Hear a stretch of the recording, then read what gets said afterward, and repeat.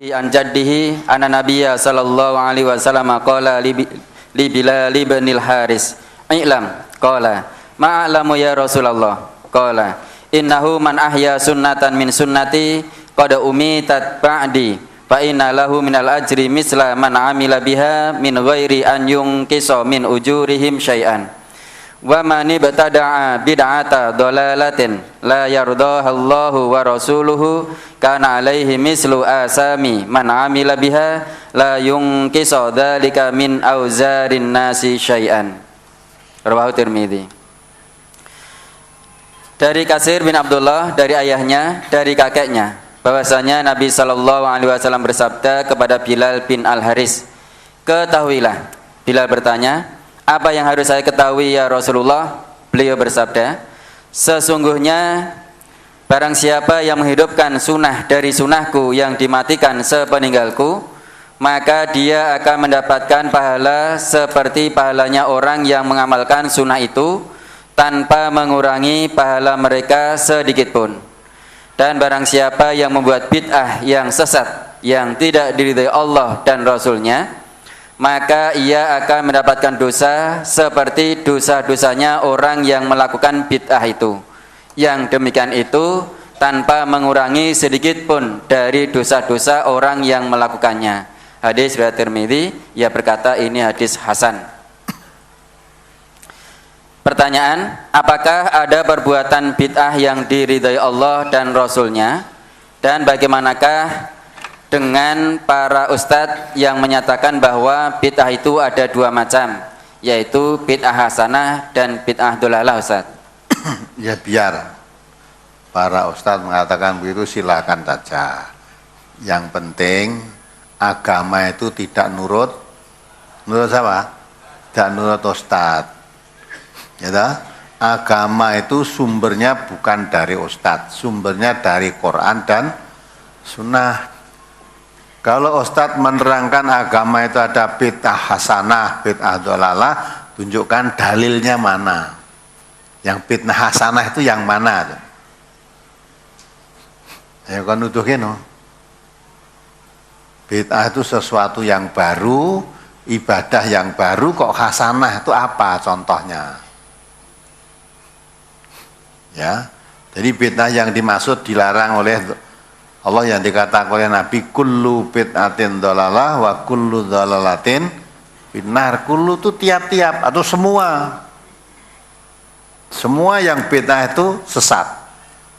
Semua, tidak ada yang bid'ah baik, itu nggak ada bid'ah. Wong Nabi aja mengatakan, ya, inna ahsanal hadithi kitabullah wa khairul hadyi hadyu Muhammadin wa syarrul umur muhdatsatuha. Ya, sesungguhnya sebenar-benar ucapan, sebaik-baik ucapan itu kitabullah, maksudnya Al-Quran. Al-Quran itu nggak ada yang salah. Dari awal sampai akhir Quran itu nggak ada yang salah. Ya. Wa khairul hadyi hadyu Muhammadin, sebaik-baik petunjuk itu petunjuk Nabi Muhammad SAW. Maka kita harus meyakini orang yang paling tahu pendekatan diri kepada Allah, cara yang paling diridhoi, paling mengerti caranya untuk mendekatkan diri kepada Allah adalah Nabi Muhammad SAW. Maka beliau diangkat oleh Allah. Laqad kana lakum fi Rasulillah uswatun hasanah. Beliau diangkat menjadi uswah hasanah. Maka kalau ingin mendekatkan diri kepada Allah, nyontoh Rasulullah. Maka Rasulullah syarrul umur muhdatsatuha, mengatakan sejelek-jelek urusan ibadah itu yang diada-adakan, yang baru. Zaman Nabi belum ada, zaman sahabat belum ada, sekarang ada, yaitu ibadah yang syar, yang jelek. Nah. Kullu muhdatsatin bid'atun, kata Nabi begitu. Setiap ibadah yang baru, maksud yang baru zaman Nabi tidak ada, zaman sahabat tidak ada, sekarang ada. Nah, kata Nabi, semua ibadah yang baru itu sesat. Itu bid'ah, bukan sesat. Semua ibadah yang baru itu yang disebut bid'ah. Kullu muhdatsatin bid'atun. Wa kullu bid'atin dhalalatun. Ya. Semua bid'ah itu semua ibadah yang baru itu sesat. Semua baru itu bid'ah, semua bid'ah itu sesat, semua yang sesat itu nar, kullu bid'atin dhalalah wa kullu dhalatin finnar. Itu. Nah, kalau ada menunjukkan semua bid'ah itu sesat, dalilnya ini hadis ini tadi. Kalau yang mengatakan wah ada bid'ah hasanah, dalilnya mana? Mana dalilnya? Zaman Nabi ibadah itu naik unta, sekarang naik pesawat kan bid'ah itu. Nah, zaman Nabi perang itu pakai pedang, pakai kuda, lalu sekarang pakai tank, pakai peluru kendali, bid'ah itu. Nah, berarti kamu tidak paham yang dimaksud bid'ah sesat itu bid'ah mengenai urusan ibadah. Lu padahal tadi kan tidak ngerembuk ibadah. Ya, maka kalau membaca hadis jangan satu. Di lain hadis Nabi mengatakan antum a'lamu bi umuri dunyakum. Kamu lebih tahu tentang urusan duniamu. Gitu? Asalnya itu ada petani kurma. Dia ngotak atik itu nek cara saiki ya mengawinkan. Mengawinkan apa setek apa istilahnya? Napa Pak Tri istilahnya? Ngawinkan ya. Nanti tekok ke ahli ini, beliau kan ahli pertanian yang keluar Senin di radio itu loh. Insinyur Triyono beliaunya nih. Jadi kurma baik dan kurma yang tidak baik dikawinkan sehingga buahnya menjadi baik. Udah. Suatu saat Nabi pas lewat di situ terhenti. Lihat buah kurma yang luar biasa, kurmamu kok bagus sekali. Bagus sekali, apa ini? Masalahnya. Terus petani kurma tadi menerangkan, ya Rasulullah, ini saya kawinkan antara kurma ini dan kurma ini, jadinya seperti ini. Nah, ketika itu Nabi, oh tidak usah begitu, tidak boleh lah maksudnya gitu. Kalau Allah menghendaki buah itu jadi baik, baiklah. Jadi tidak usah dilakukan seperti itu. Ya sudah, sahabat-sahabat itu kalau apa katakan Nabi itu berhenti kok. Orang gerundel. Nah, suatu saat sudah karena tidak dikawinkan, pas buahnya tidak seperti ketika dulu. Dan petani tadi ya tidak menyesali. Wah jane demben tak. Anu apik Nabi ra entuk dadi nelek, enggak begitu. Ya itu apa diperintahkan? Turut. Nah, suatu saat Nabi lewat di situ lagi. Kaget juga melihat kurma tadi. Dulu buahmu baik, sekarang kok jadi begini? Nanti diterangkan, dulu Rasulullah melarang untuk kami melakukan untuk mengawinkan jenis kurma yang baik dan kurma yang tidak baik. Maka ini jalan alami jadinya seperti ini. Nah, dari situlah Nabi baru mengatakan antum a'lamu bi umuri dunyakum. Kalau begitu, kamu lebih tahu tentang urusan duniamu. Dan dari situ timbullah kaidah usul fikih. Al aslu fil ibadati al ittiba. Asalnya ibadah itu hanya itba. Itba itu mengikut apa? Mengikut Nabi. Kalau mengikut Nabi itu namanya itba. Kalau mengikut ustadz namanya taklid. Tidak boleh taklid, tapi itba diperintahkan. Maka orang tidak boleh mengadakan atau membuat cara-cara ibadah sendiri tanpa mengikuti Nabi, tanpa mengikuti sahabat Nabi. Lah kok sahabat juga? Karena Nabi mengatakan alaikum bisunnati wa sunnatil khulafa rasyidin al-mahdiyyin. Ikuti sunnahku dan sunnah sahabat-sahabatku yang bertunjuk. Jadi mengikuti sunnah Nabi, mengikuti sunnah sahabat Nabi boleh. Nek mengikuti sunat ustadz tidak boleh. Ibadah kok mengikuti ustadz. Nah kamu kok ibadah kok begini? Ustadz saya begitu kok. Lah itu taklid. Zaman Nabi nggak ada. Setelah ada ustadz di MTA ini jadi ada. Nah, itu bid'ah. Kalau ibadah ya. Nah maka itu kalau urusan ibadah jangan mencari larangannya, jangan mengerjakannya sebelum ditemukan dalilnya. Semua bentuk ibadah harus ada dalilnya. Apakah itu sholat sunnah, apa sholat wajib, apa sholat jamak, sama qasar, ya itu harus ada dalilnya. Tetapi kalau urusan dunia jangan mencari dalil. Asalnya seluruh urusan dunia apa saja itu boleh selama tidak ada larangan. Maka kalau dia cari larangannya, larangannya ada enggak? Kalau enggak ada larangannya berarti boleh. Nah, boleh. Jangan karena saya tidak suka haram, nek saya suka halal. Ya, halal haram itu dalam Islam itu sudah jelas, kata Nabi, al halalu bayyinun wal haramu bayyinun. Halal itu jelas, haram jelas. Tapi kalau haram kalau menurut ustadz masing-masing jadi tidak jelas. Ya, karena ustadznya kalau senang ya oh itu halal, yang tidak senang itu haram. Daging biawak itu halal atau haram? Biawak tahu nggak biawak? Apa biawak? Sliramuwil. Ya.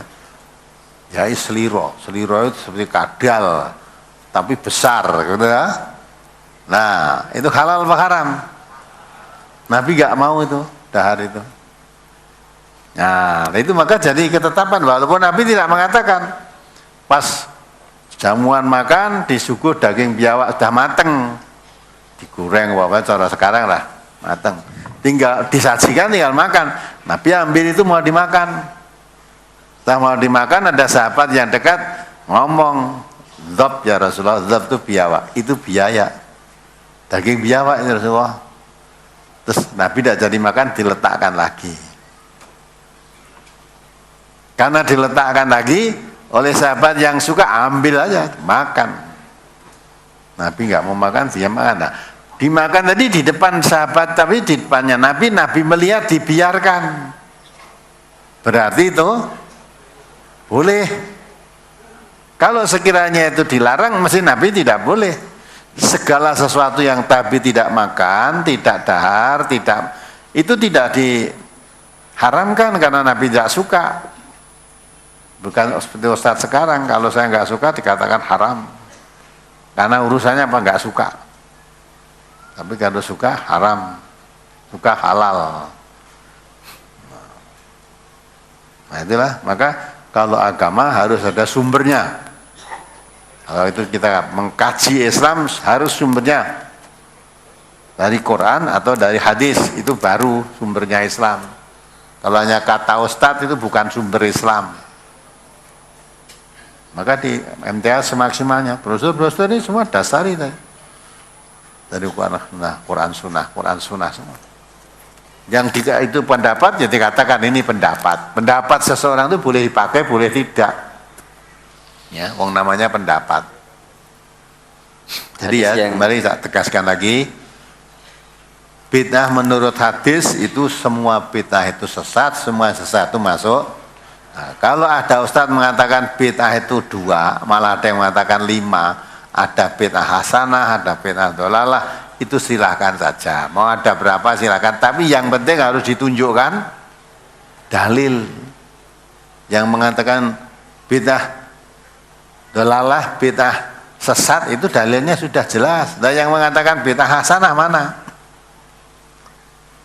Biasanya dipakai Khalifah Umar itu. Ya, dulu pernah ketika Umar masih hidup, Nabi dapat itu ya, ada orang sholat di masjid malam Ramadan itu, sekian banyak, sholat sendiri-sendiri, ada yang ini makmum dengan sana, ada yang lain sendiri-sendiri, juga satu masjid itu sholatnya sakarepe dewe-dewe. Padahal sholat qiyamul Ramadan yang sekarang disebut tarawih itu pada zaman Nabi pun pernah dilakukan dengan berjamaah. pernah dilakukan. Nah ini Umar melihat orang sebanyak ini kok sholat sendiri-sendiri, maka Umar datang. Ayo salah satu maju jadi imam, yang lain makmum. Nah, setelah begitu, ya kalau ini dikatakan bid'ah, ini bid'ah hasanah. Kalau ini andai kata saya ini dikatakan bid'ah, bid'ah hasanah. Bid'ahnya di mana? Mengatur tadi, tapi sholat jamaahnya itu bukan mengada-ada, karena Nabi pernah melakukan sholat tarawih berjamaah itu dilakukan. Jadi sekian banyak orang kok sendiri-sendiri, maka lakukan jamaah, karena Nabi pernah melakukan jamaah. Ya, kamu salah satu depan maju jadi makmum, jadi imam, yang lain makmum. Nah, ini kalau dikatakan bid'ah, mengatur saya ini bid'ah hasanah. Ya hanya satu itu. Bid'ah mengaturnya. Kalau zaman Nabi nggak usah diatur kok.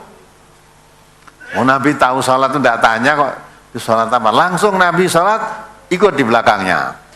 Ya, tanpa tanya itu sholat apa, itu langsung ikut di belakangnya, Nah, setelah dianggap oleh Nabi membahayakan, karena makin malam makin lama kok makin banyak pengikutnya. Terus Nabi tidak datang lagi, malah tidak datang bukan karena sakit, bukan karena itu tidak boleh, tapi Nabi pagi harinya subuh memberi penjelasan. Saya tahu kalau kamu menunggu-nunggu saya untuk datang, tersengaja saya tidak datang, saya khawatir.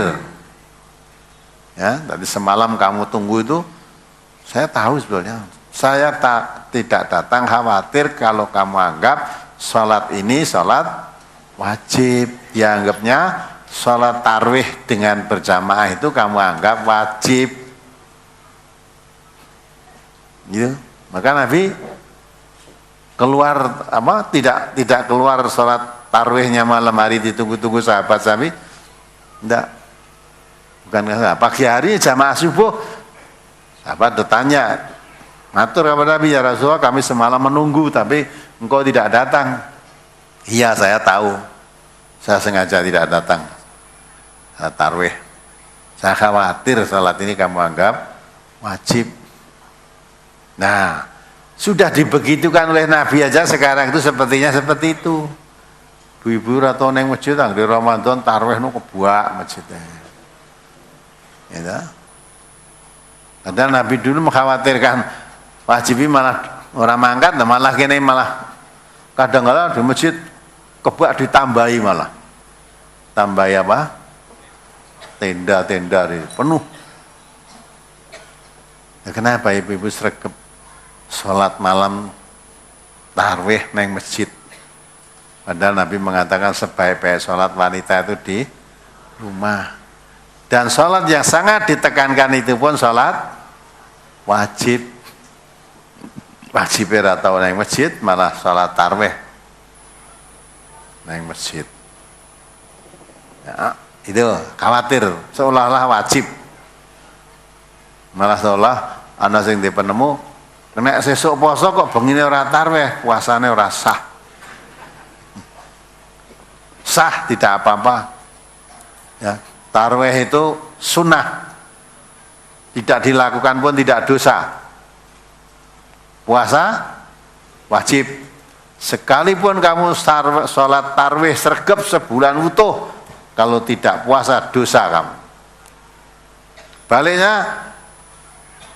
kamu puasa utuh sebulan, tidak pernah tarawih, dosa apa enggak? Tidak dosa.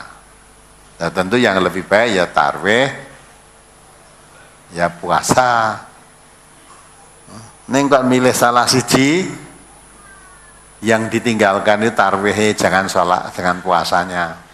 Tinggalkan puasa sehari aja tanpa alasan yang dibenarkan oleh agama, itu diganti puasa sepanjang tahun, disaur puasa sepanjang tahun, tidak sah. Tidak sah. Nah, tapi kalau tarawih ditinggalkan nggak apa-apa. Ya hanya tidak apa-apa terus orang penting, bukan. Kalau tidak apa-apa ya kamu tidak dapat pahala. Malam Ramadan yang dikatakan oleh Nabi man mangqoma ramadhana imanan wahtisaban ghufira lahu ma taqaddama min dhanbi. Siapa yang berdiri di bulan Ramadan, maksudnya qiyamul lail Ramadan tarawih tadi, Allah mengampuni dosa-dosanya. Ya, apalagi? Berdosa dalam 4 Ustaz.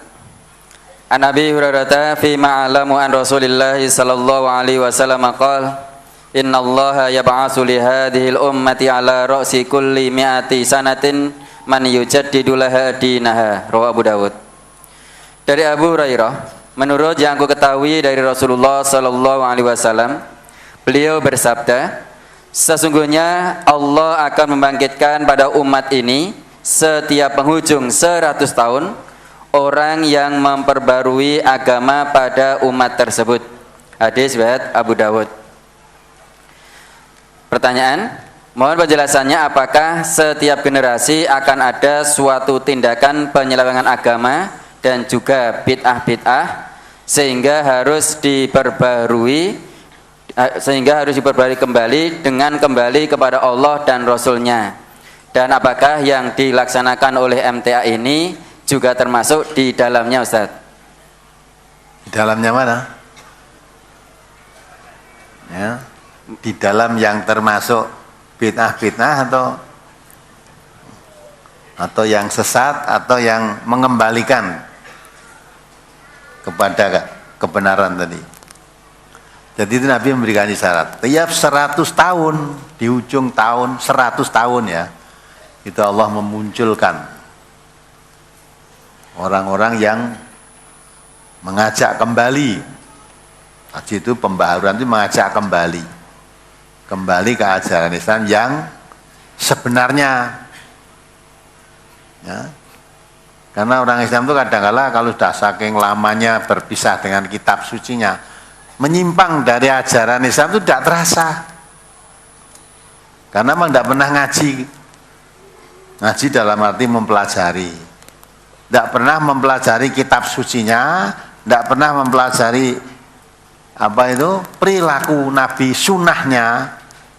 Ya. Yang digedek-gedek pendak maulud Nabi, peringatan maulud Nabi.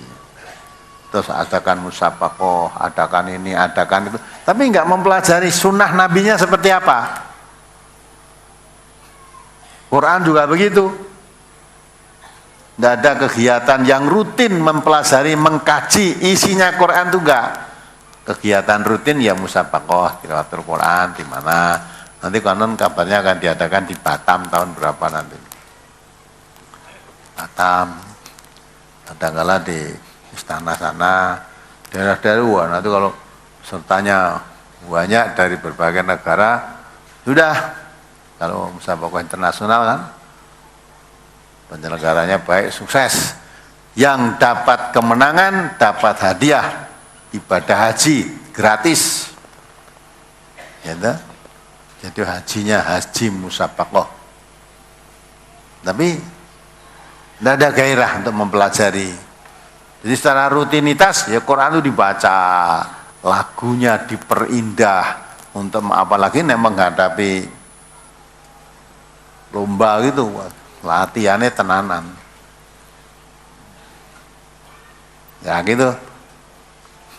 Tapi untuk mempelajari enggak. Nah, karena sudah lama berpisah dengan Qur'annya tidak pernah mempelajari, sehingga kalau diungkapkan ajaran yang sebenarnya dari Quran, dari hadis Nabi, malah seperti itu hal asing.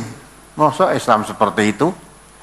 Karena sudah terlanjur mendarah daging, melakukan amalan-amalan yang sebetulnya bukan amalan Islam, tapi dirasakan seolah-olah itu amalan Islam. Itu peringatan 7 hari, peringatan 40 hari, peringatan 100 hari, itu bukan ajaran Islam. Orang mati itu loh, bukan ajaran Islam. Kadang ada ibu yang ketemu saya kemarin tuh yang dari mana itu, Wonosobo ya, suaminya meninggal di Cina sana karena sakit meninggal di rumah karena di sana belum ada kajian, hanya dengarkan radio di Wonosobo kan sudah ada radio kita. Ya dia tidak mengadakan upacara-upacara apa-apa. Akhirnya tetangga-tetangganya yang datang menemui ibu ini, Bu Nur namanya. Katanya, saya semalam ditemui oleh suamimu. Ya, badannya kurus. Jadi badannya kurus gitu. Minta kiriman. Ya, kelaparan lah. Larap. Mulai katanya istrinya enggak menerima. Nah itu tadi itu dikembangkan. Tadi bicara ini terus bicara orang lain bicara yang sama bicara. Nah kiriman itu dibacakan apa ya? Dibacakan ayat-ayat itu kan. Akhirnya ibu tadi karena kepepet, ya belum begitu paham ya. Yang datangnya orang banyak. Akhirnya, gimpun mang wacake Quran niku ngantos katam. Pun mang wacake. Ya gitu tak. Ya seolah-olah orang mati orang Islam ke ora di acara ini seperti itu. Ya. Seolah tidak orang Islam lagi dah. Nah, acara semacam itu orang sudah bertahun-tahun dilakukan dan membudaya seolah-olah Islam itu seperti itu. Jadi nenek wong mati kudu telung dinani patang puluhi, 1000, 100 dan sebagainya itu. Nah itu Islam. Padahal itu laisa minal Islam. Kita kaji Quran itu enggak ada. Hadis Nabi ya tidak ada yang menerangkan begitu. Ya, peringatan-peringatan 7 hari, 40 hari ya, itu dia agama Hindu itu. Ya, saya diberi kitab oleh Abdul Aziz itu, Ustadz Abdul Aziz yang mantan pendeta Hindu itu loh. Itu ditemukan 7 hari itu di kitab Weda ayat berapa ada diterangkan di situ. Ini golek nggon Quran surat apa ayat apa ora bakal ketemu.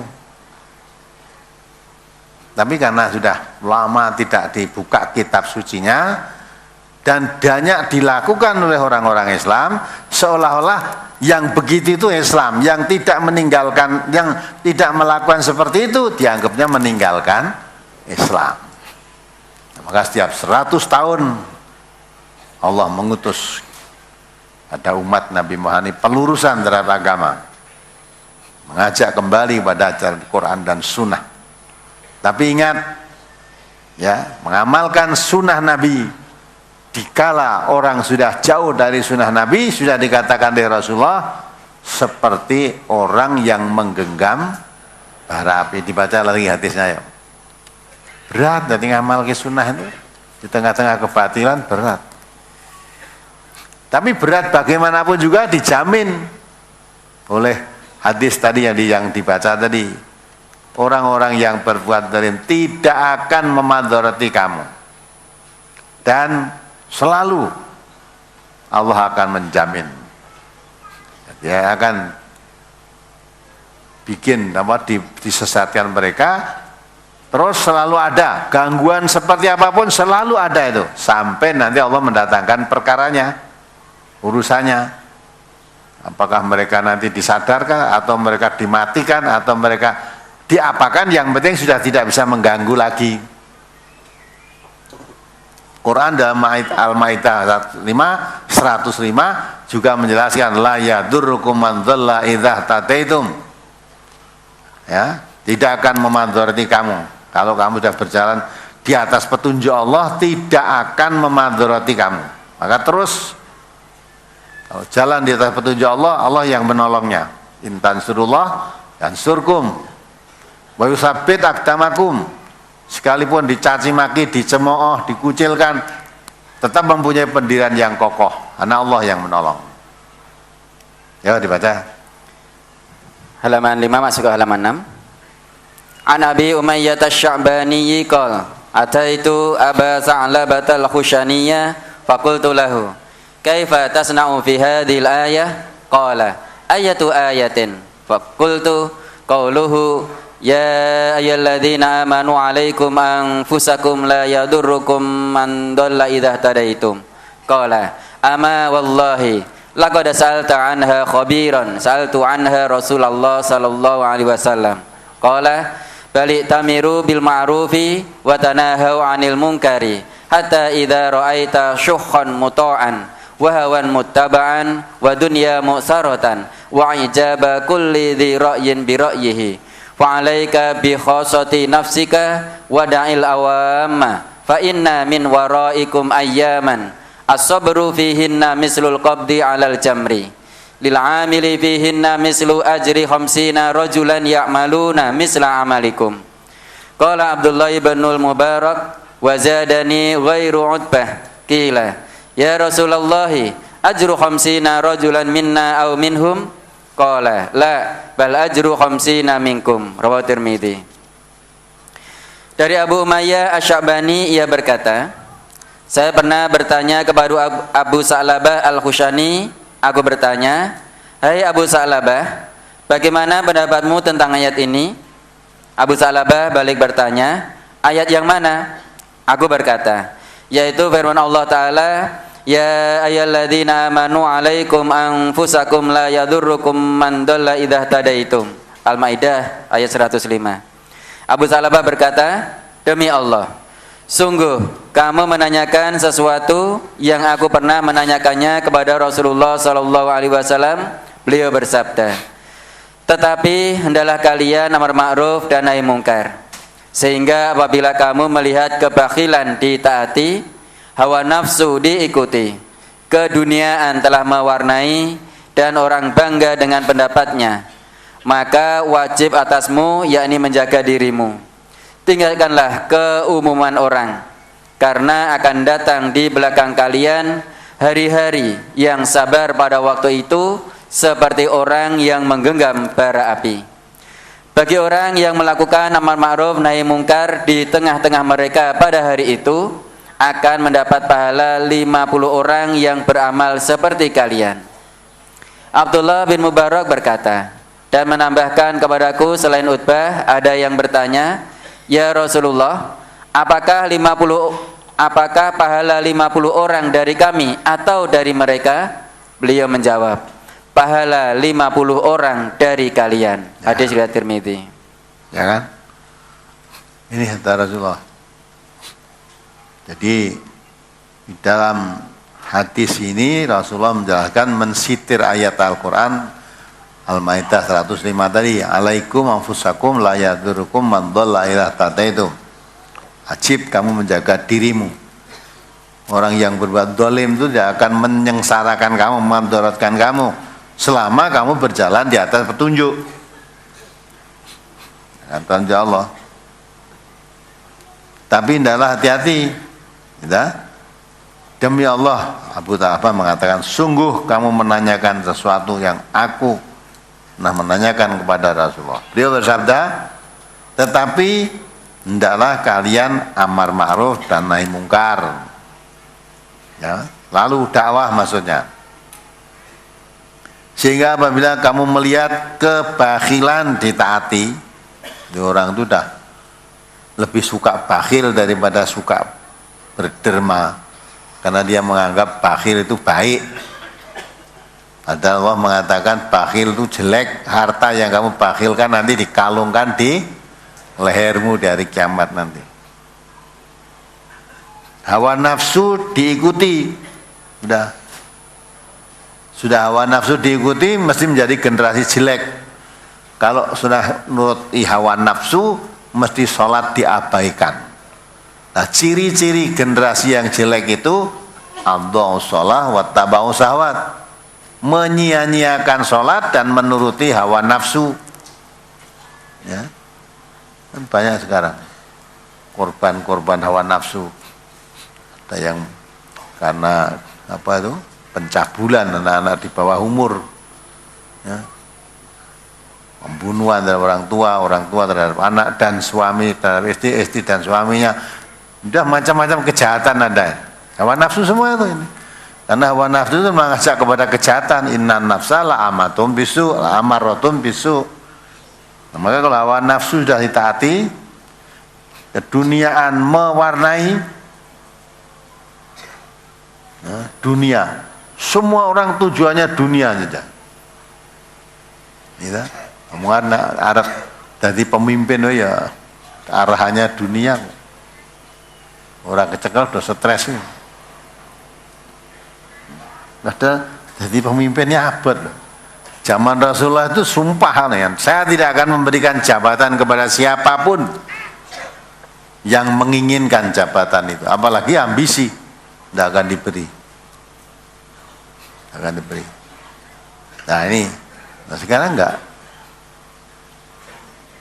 Udah mau jadi pemimpin cuma harus model suap menyuap. Nah, yang begini ini hawa nafsu kan. Maka kalau sudah begitu keadaannya, dunia menjadi tujuan, bukan akhirat lagi yang menjadi tujuan. Dunia itu menjadi tujuan. Orang bangga dengan pendapatnya, dengan pendapatnya, padahal itu pendapat. Kalau bangga dengan Quran dan Sunnahnya, memang orang Islam harus begitu. Tapi pendapatnya, walaupun menyalahi Al-Quran, seolah-olah pendapatnya itu yang paling benar, yang harus diikuti. Maka kalau orang sudah mengemukakan pendapat daripada tuntunan ayat-ayat Al-Quran, hadis Nabi, maka tinggalkanlah keumuman orang. Nah, jangan ikut umumnya orang cara beragama. Nabi kita mengatakan begini, Allah mengatakan wa in tuti aktsara man fil ardi yudilluka an sabilillah iyattabi'una illa dhanna wa inhum illa yakhrusun. Aja coba Al-An'am 116 itu. Kalau kamu mengikuti kebanyakan orang di muka bumi ini, pasti kamu tersesat dari jalan Allah. Nah umumnya di sini begitu kok, umumnya di masyarakat ini ya begitu, kalau meninggal acaranya begini, umumnya begitu. Tapi kalau kamu cara beragama mengikuti umumnya orang, tersesat kamu dari jalan Allah. Kata Allah begitu. Karena umumnya tadi hanya iyattabi'una illa dhanna. Mereka itu hanya mengikuti prasangka-prasangka belaka. Barangkali mbok menawa kira-kira adalah. Dalam agama enggak boleh barangkali mbok menawa enggak. Agama itu mengajarkan kepastian. Yang benar ya benar, yang salah-salah itu pasti. Orang kok kira-kira ngene iki apik ndak? Kira-kira iki bener ndak? Yang benar sudah jelas. Kira-kira ngene iki ganjarane gede tidak? Ya, pahala yang amal yang mendatangkan pahala itu sudah ditentukan oleh Allah. Ayo dibaca. Surat Al-An'am, surat ke-6 ayat 116. Wa in tuti' aktsara man fil ardi yudilluka an sabilillah iyattabi'una illa dhanna wa inhum illa yakhrusun. Dan jika kamu menuruti kebanyakan orang-orang yang di muka bumi ini, niscaya mereka akan menyesatkanmu dari jalan Allah. Mereka tidak lain hanyalah mengikuti persangkaan belaka, dan mereka tidak lain hanyalah berdusta terhadap Allah. Ya, iya dah. Nah, umumnya yang desa kene yang ini kok, malah ada yang mengatakan kita itu orang Jawa. Ya, kena kamu jadi orang Islam, ngaji di mana saja boleh, tapi ojo ngilangke Jawane. Islam yang tidak cocok dengan Jawa harus disesuaikan dengan kebudayaan Jawa, udah. Nah nanti kalau Islam neng Sumatera disesuaikan kebudayaan Sumatera. Neng Bali ya begitu. Nah kalau begitu nanti Islam itu tidak universal. Mesti teko Islam di Jawa, oh beda kalau Islam Bali beda gitu. Nah Indonesia ada berapa suku, jadi Islam itu yang cerewet. Dan Islam itu seluruh dunia sama. Ya, seluruh dunia sama. Islam neng Arab, Islam neng Jawa, Islam neng Cina, Islam neng Amerika, neng Rusia sama. Tidak boleh beda. Kalau di sini halal ya di sana halal, di sana halal. Kalau yang haram ya haram semua. Nah, maka cara beragama harus begitu Quran dan Sunnah. Jangan mengikuti kebanyakan orang. Karena kebanyakan orang itu beragama hanya dasarnya prasangka, kira-kira. Nanti ganjarannya dikira-kira.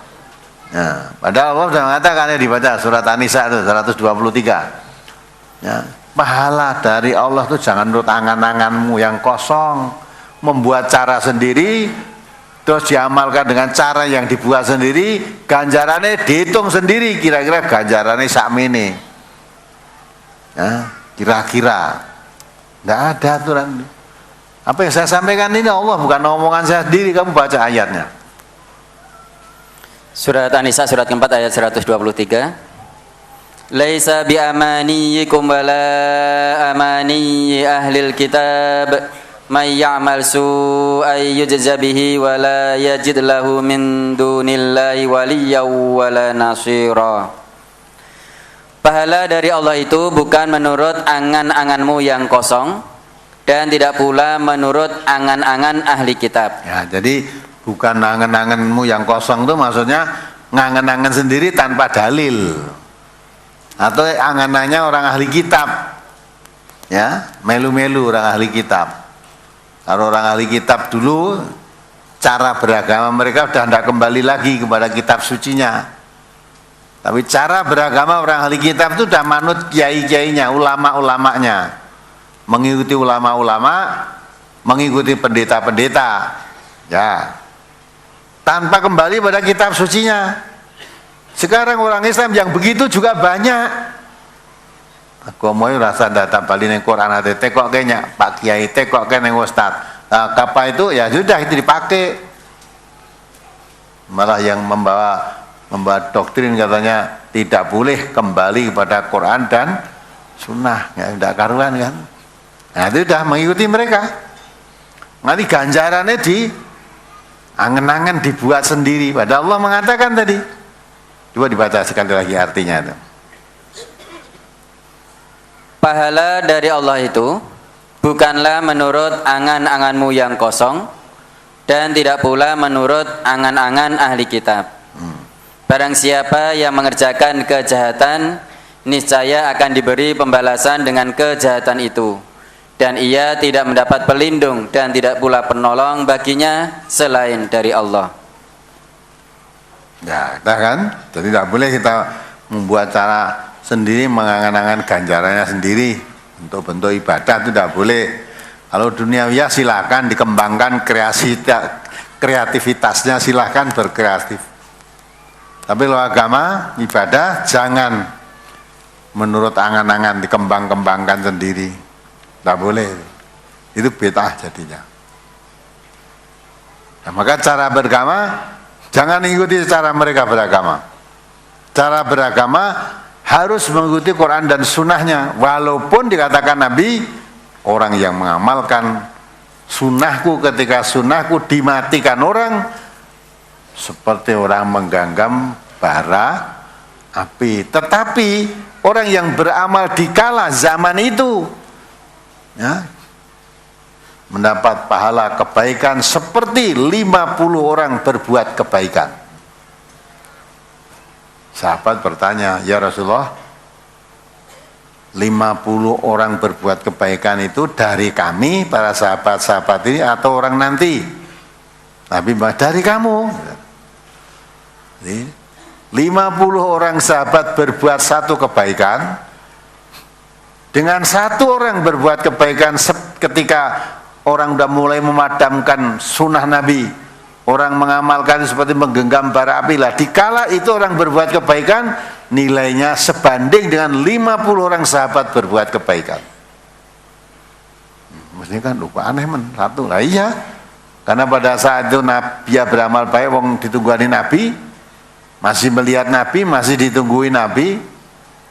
Nah orang nanti Nabi sudah dimatikan, sunnah Nabinya dimatikan. Orang yang melakukan amalan-amalan sunnah malah dianggap itu aliran sesat, dianggap pakai ajaran baru, dianggap merubah-rubah agama nenek moyang dan sebagainya. Maka sampai dikatakan seperti menggenggam bara api. Tapi siapa yang bertahan walaupun seperti menggenggam bara api tadi, amal kebaikannya sebanding dengan 50 orang sahabat berbuat baik. Nah, ini maka jangan sampai kita ragu-ragu di ayat ini. Hadis-hadis Nabi yang begitu. Nah, cara beragama mereka sudah tidak. Maka kita dilarang, wala yakunu kalladzina utul kitaba min qabl. Kamu jangan berkeadaan seperti orang-orang yang diberi kitab sebelum mereka, sebelum Quran ini. Mereka cara beragama bagaimana? Dibaca surat Taubat 31 itu. Cara beragama mereka itu sudah seperti itu. Maka orang Islam jangan seperti mereka. Karena mereka cara beragama tidak kembali kepada kitab sucinya. Fatala alaihimul amadu faqasat qulubuhum wa katsirum minhum fasiqun. Akhirnya mereka jauh tidak pernah mengerti isi kitab sucinya, lama-lama berpisah dengan kitab sucinya. Kalau diterangkan kitab sucinya, dia malah menolak isi kitab suci. Cukup mengikuti orang-orang alimnya, ulama-ulamanya, ikuti pendeta-pendetanya, walaupun bertentangan dengan kitab sucinya, karena tidak mengerti kitab sucinya. Ayo dibaca. Surat At-Taubah surat ke-9 ayat 31. Ittakhadhu ahbarahum wa ruhbanahum arbabam min dunillahi wal masih ibn Maryam. Wa ma umiru illa liya'budu ilaha wahida la ilaha illahu subhanahu amma yusyrikun. Mereka menjadikan orang-orang alimnya dan rahib-rahib mereka sebagai Tuhan selain Allah. Ya, orang-orang alimnya itu maksudnya ulama-ulamanya dan rahib-rahibnya, pendeta-pendetanya. Ya, dia dijadikan Tuhan selain Allah. Terus? Dan juga mereka mempertuhankan Al-Masih putra Maryam, padahal mereka hanya disuruh menyembah Tuhan yang Maha Esa. Tidak ada Tuhan yang berhak disembah selain Dia, Maha Suci Allah dari apa yang mereka persekutukan. Ya, itu kan? Jadi tidak boleh kita beragama seperti mereka itu. Karena Al-Quran sumbernya agama Islam itu Quran dan Sunnah. Boleh kita berguru kepada siapapun, ustadz manapun, kiai manapun boleh. Tapi kalau yang kita kaji itu agama Islam, setiap yang dikemukakan ustadz tadi harus bisa menunjukkan dalilnya apa dari Quran, apa dari hadis itu. Kalau hanya cerita, dongeng, ya, pengalaman pribadi dan sebagainya bukan dalil itu, tidak boleh dijadikan. Apalagi kalau saya menerangkan Ustaz, ya, kalau saya begini, kalau saya jangan diturut, kamu bukan panutan. Ya, jadi panutan itu kalau Rasulullah begini, ya gitu. Kalau Allah, kalau Rasulullah begini, ayatnya ini, hadisnya ini, lah itu yang dipakai Allah dan Rasulnya, karena di situ sumbernya Islam. Kalau Ustadz seperti saya ini juga nggak boleh pakai pedoman. Apa yang dikatakan Ustadz belum tentu benar. Tapi kalau yang dikatakan oleh Allah tidak pernah salah, pasti benarnya. Yang dikatakan oleh Rasulullah juga tidak pernah salah, karena dijaga oleh Allah. Rasul itu dijaga kemaksumannya, maksum, terpelihara dari dosa.